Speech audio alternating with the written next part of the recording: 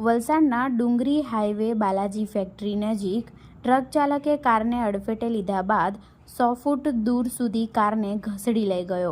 તારીખ 14 જુલાઈ રવિવારના રોજ 8 કલાકની મળતી માહિતી મુજબ વલસાડ હાઈવે પર એક ટ્રકના ચાલકે કારને અડફેટે લઈ આશરે 100 ફૂટ સુધી ઘસડી લઈ જતા અકસ્માત સર્જાયો હતો। સદનસીબે કારમાં સવાર પરિવારનો ચમત્કારી બચાવ થયો હતો।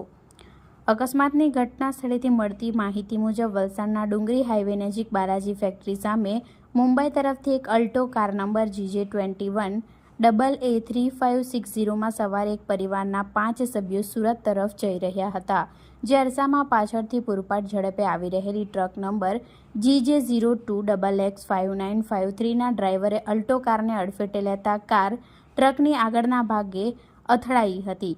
આશરે 100 ફૂટ જેટલી કારને ઘસડી લઈ ગયો હતો, જેમાં અલ્ટો કારમાં સવાર પરિવારના 5 સભ્યોનો ચમત્કારી બચાવ થયો હતો અને મોટી હોનારત થતાં અટકી હતી।